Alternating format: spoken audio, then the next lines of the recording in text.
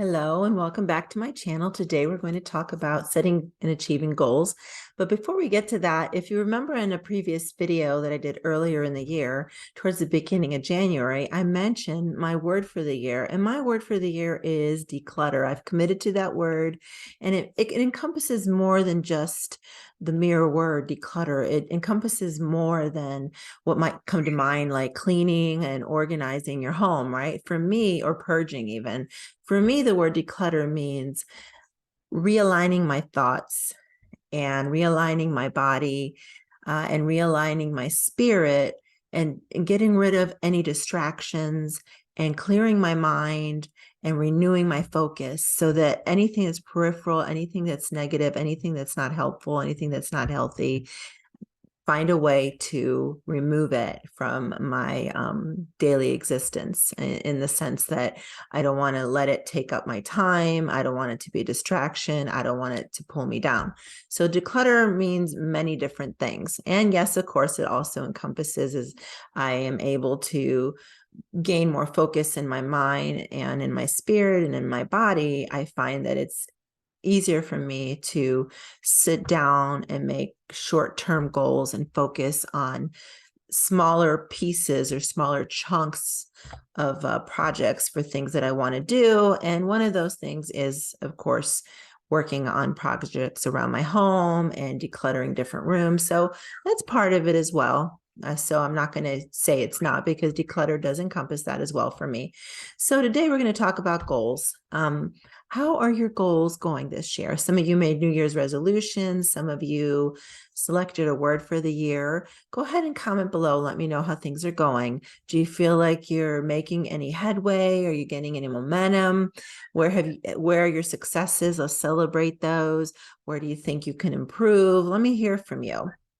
Because when it comes to setting goals, it's important to be specific. And we've all heard of SMART goals, I'm sure. SMART standing for specific, measurable, achievable, relevant, and time bound. Okay. Specific meaning that your goal should be clear and defined. Measurable meaning that you should be able to track your progress, and achievable meaning that your goal should be realistic, but also challenging. Relevant meaning that your goal should align with your overall vision and values, and time bound meaning that you should set a deadline for achieving your goal. Something that's helped me is writing down one thing and working on that one thing and devoting a certain amount of time just to that, because a lot of times I can get distracted. I can start one project over here, and then I see something over there that needs to get done. Before you know it, I'm going off in 10 different directions. And that one thing I started, I go back and I feel like I haven't accomplished anything in that direction. So I've been trying to kind of create a space where I'm distraction free, and I create like a time bound event, and I focus on that one thing. For example, cleaning my kitchen, instead of making it about my entire kitchen. You can apply this concept to work. You can apply it to family life. Cleaning my kitchen, I'm not going to list everything I need to do to clean the kitchen. I'm not going to leave it as broad as I used to. What I've been doing lately is I've decided cleaning my kitchen. Okay, I'm going to do the dishes. I'm going to give myself 15, 20 minutes to do the dishes or start the dishwasher. Boom. Okay. Now what I want to do. Okay. Kitchen table. If you're anything like me, sometimes the kitchen table becomes your place where you do business. Cringe, right? And then you've got a pile of letters or papers. So organize the kitchen table, remove all the clutter. So one thing at a time in the kitchen versus making a list of everything that needs to be done.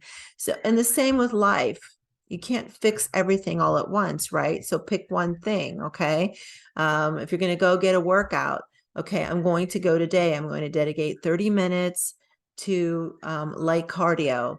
I'm going to go on a 15-minute walk. So time bound. Get that sense of accomplishment. It'll build your confidence. So once you have your SMART goals, okay, whether it's, you can do a different one for personal life, you can do a separate one for professional life, and you can do one for your health and wellness. Okay, so start some SMART goals. It's important to have a plan of action. Break down your goals, like I just gave an example of smaller, manageable tasks, and set some deadlines, time restraints. Okay.